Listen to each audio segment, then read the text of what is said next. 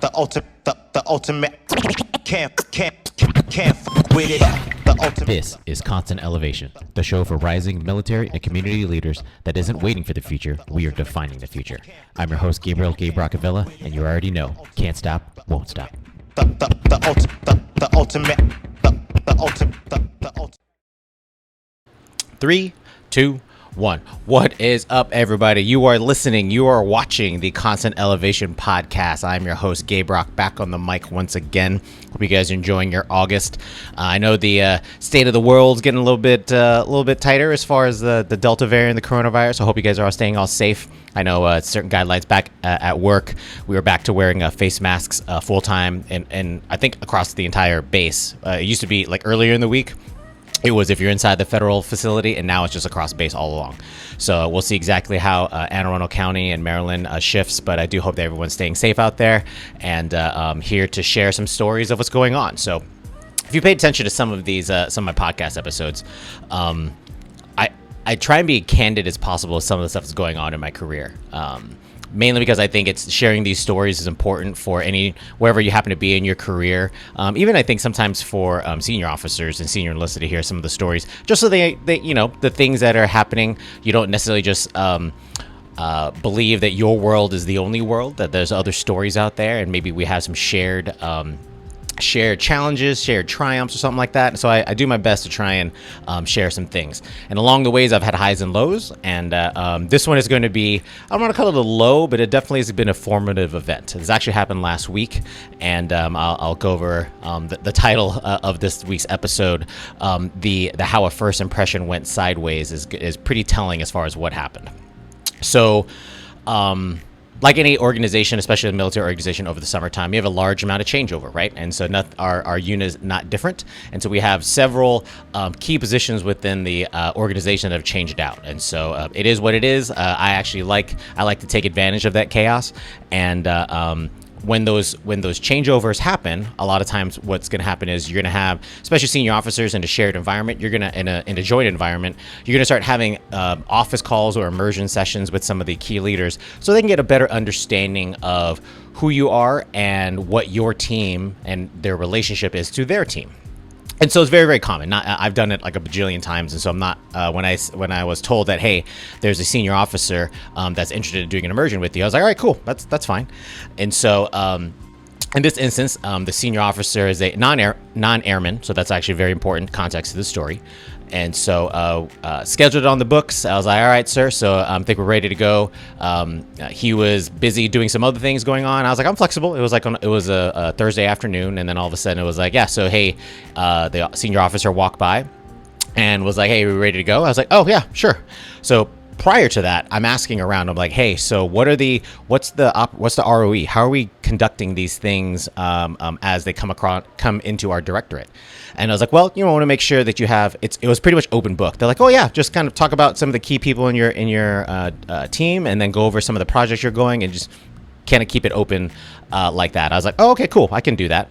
So prior to that, I understood that I saw some documentations where the senior officer had some certain interests within my division. So I took that list of interests and I wrote out like a bullet background paper, just saying like, here's the current status of this subject, here's the goal, and here's the projected way ahead. And I had it like boom, boom, boom. I used that as talking. I prepared that throughout the day with my team, getting the most up-to-date information, and then came up with the easy product.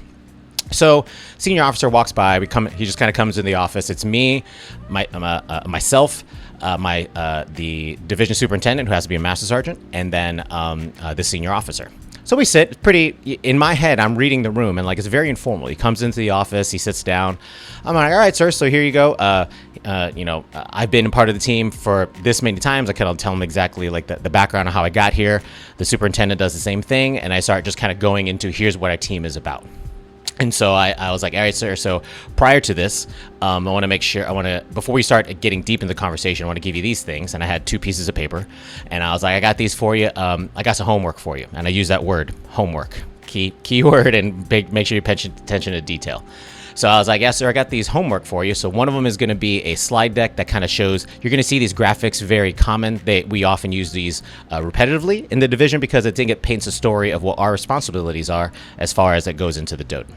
And it's like network architecture and kind of how we view the network.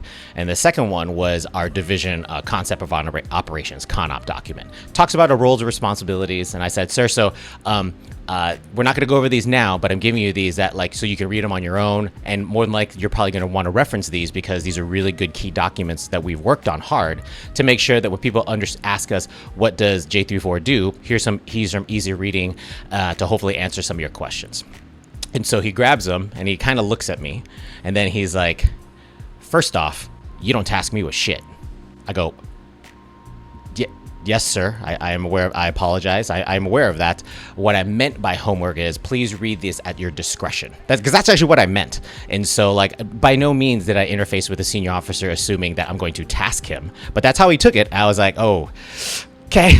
This is not good. This is like minute 2 into the conversation. And so, not good. So I keep on talking. I recover. I keep on talking, and I say, "All right, sir. So here's the organization of," and I'm just talking. I talk with my hands, so I'm just talking. I'm like, "All right, sir. We have 2 sides of the house: persistent, consistent." I go over some of these, the team makeup, and kind of generally say a really quick 34-second blurb as far as what each team does and what we're responsible for. And then he was like, "Okay." And I think in his head, what he was expecting was like a formal, a formal presentation immersion kind of thing, to where I booked a conference room and I started with an organizational chart and I showed names and I probably would have had my team leads around me. We'd have done that kind of presentation. That's not what this was, nor was that even expressed to me that this is the expectation for this event. I'm just talking. I wanted to see exactly where he wanted to go, but I could tell by his body language he was kind of off kilter because I just started talking and then left it open, hanging in the air with nothing to reference.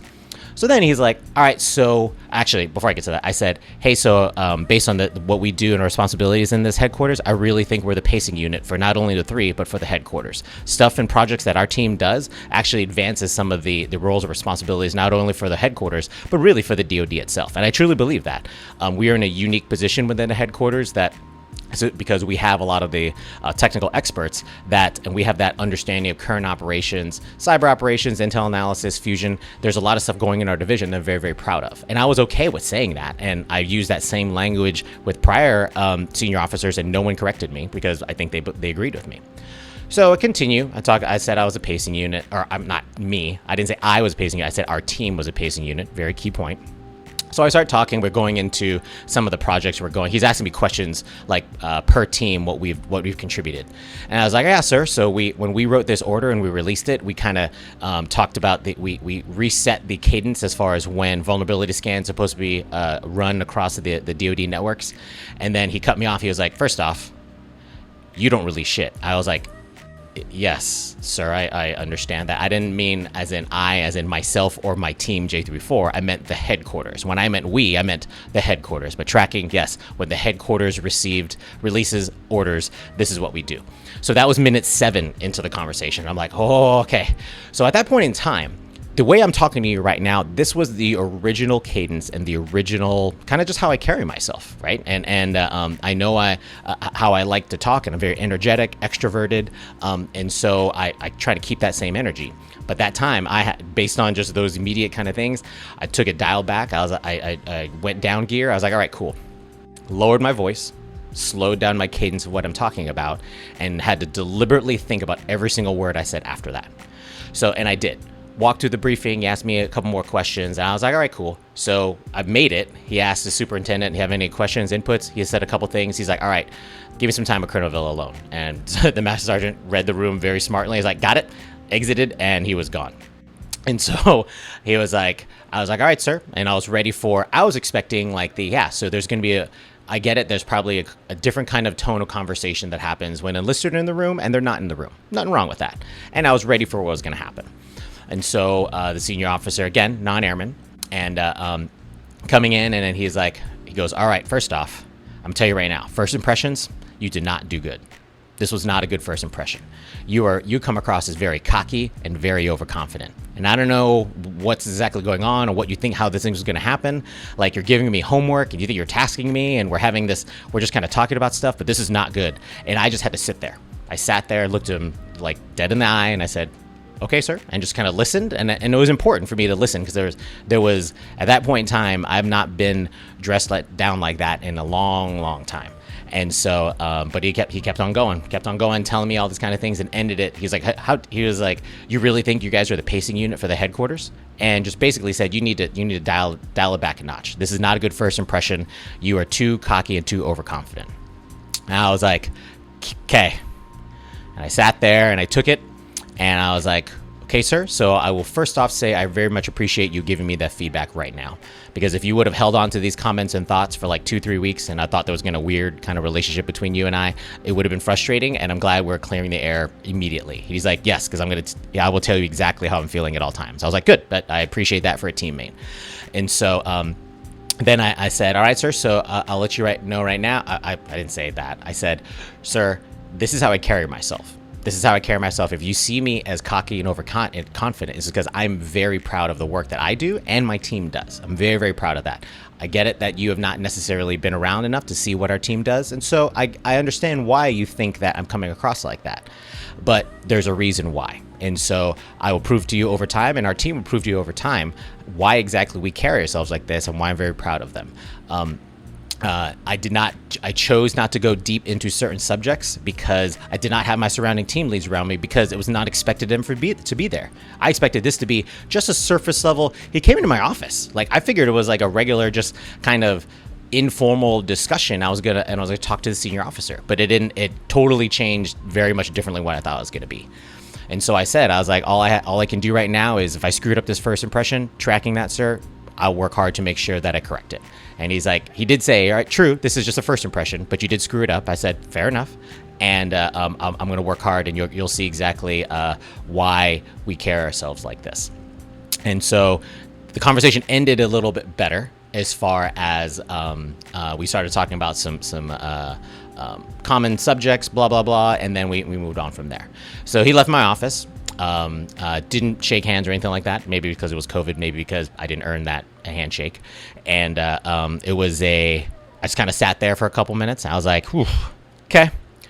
So the master superintendent came back in, and he was like, you good? I was like, and I pretty much downloaded exactly what just happened. And him and I had a conversation. He left. Another senior leader in our organization, I had a follow-up meeting with him. I told him what happened, and then he gave me some advice. I went home, downloaded my thoughts to my wife. I'll save those things for me and my wife, and between me and my wife, I should say. And then just kind of had to marinate on this for a while. I actually wrote down those words, like cocky, overconfident, you really think you're the pacing unit. And here's the final things that he said. He said, words have meaning. Yes, sir, tracking. He's like, recognize the audience that you're talking to and making sure that you shape them accordingly. I was like, okay, I totally get that. And so it was a formative event. And I know I've been, having this show actually helps me. It's very kind of cathartic, to where I've been marinating on it, meditating on it, thinking about it, talking to a few people. Talked to one of my former wing commanders and a current mentor, Colonel Chank, and the words that she told me before is, you don't have to be right, you just have to get it right. That kind of rang through in my head. So I chatted with her a little bit, and there was definitely some I was okay. I am okay. But I knew this was going to be something that I needed to process, and more importantly, need to learn from. I could have been very easily stubborn and be like, fuck that, I don't need to be changing anything like that. No, I'm not going to be like that. I have made that mistake in the past, and I need to be better about that. So instead, what I did was I started having small huddles with my team leads as the opportunity arose. I'm like, hey, just want to let you know, if you interact with a senior officer like this is what potentially could go down, because this is what happened to me. And they were like, oh, damn, I didn't realize. I was like, hey, it's not neither here nor there. It's not a fault on any this. I'm telling you this information because I want you to be aware of how to conduct yourself when you're interfacing with the senior officer. He was not off base. I could potentially should have come with the more formal kind of presentation. We want to call it traditional presentation of information for a new teammate, but I didn't want to do that. I just wanted to have, I thought I was reading the room and thinking this is an informal conversation, and it definitely was not. So that was my mistake. So everybody please learn from my mistakes. And I've shared that conversation amongst many teammates just to make sure it's not a bad thing and no one's walking on eggshells. Just be clear, just tighten it up a little bit. That's all. That this new teammate doesn't know us from Adam. So it's our you're going to have to make decisions, I should say, how you want to approach him. And you can at least know that one of us got punched in the face, not literally, but like, you know what I'm saying? And you can learn from my situation. And so those kind of pieces as far as where I'm going to go move forward with this entire thing. Again, yes, did I screw up that first impression? Yep, totally did. Totally did. I've interacted with this senior officer since then, and it's like it didn't even happen. I'm able to converse with him on a normal conversational basis. I've been able to get deep on a couple of other subjects and stuff like that. And so, like, I haven't lost, I don't believe anyway, I've lost any credit. Maybe I did. It is what it is. I hope that at some point in time down the road, there's going to be we can look back, both of us can look back, like, hey, remember the time I thought you were an asshole? Like, yes, sir, I do remember that story, and we laugh about it. But, like, all I can do right now is focus on leading my team, focusing on conducting myself better in front of him. That was another piece. It's like, hey, so make sure that you are not rebounding so hard that you lose a sense of yourself, that you make sure that you remember who you are. And this is someone who's been in the Air Force like 20 years, right? And so you can say that we're stubborn in our ways, but I'm willing, I understand how I can grow and evolve as a leader, but there's certain principles and characteristics that I hold true to myself and my core values. And so I know how I need to deal with that. And it's going to be a continuing process, making sure that I retain my, I want to say pride, but because that sounds like kind of like the ego side, but just my confidence. My confidence actually has carried me very, very far. That confidence is built on hard ass work. It doesn't come from anywhere. It just doesn't come from pulling out of my ass and I just all of a sudden I think I'm the bee's knees. I work hard to work, and I lead my team very, very hard, and they respond in the likewise manner to make sure that we know what we're talking about. Are we perfect? No, but we work very, very hard, and we'll make sure that we meet the intent and get the mission done. That's what I'm very proud of our team, and that's why we carry ourselves like that. So first impression went sideways. Not my best day, but I think I'll be able to survive it.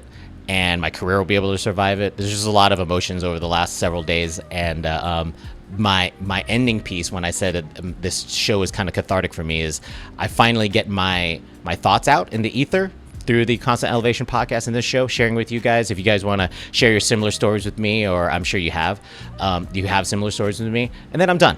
I got to move on. I have other crap I need to be doing. I have other jobs and projects and things that interest in my life that I'm not going to let this consume me. And I just want to become a better leader. And I'll learn from this episode what kind of leader I want to be and don't want to be, and keep on moving forward from there, because that's all I can do. So, lesson learned. Make sure you take care of those first impressions. You can only make them once, which is true. The phrase is you can only make a first impression once, but it's only a first impression. Own your story, own yourself. Make sure that you're proving to your teammates and your leadership day after day that you are not just that one instance of you, that you're a dynamic and complex leader that can get the job done. Because I believe in all of us that we can do that. You just kind of have to get over yourself. Don't, get back. You got knocked down, get back up. That's all that means. Very, very similar to like Rocky and all that shit. So, guys, I hope you guys are staying safe out there, and I hope you learned from my lesson. And we'll talk to you again next week. Peace.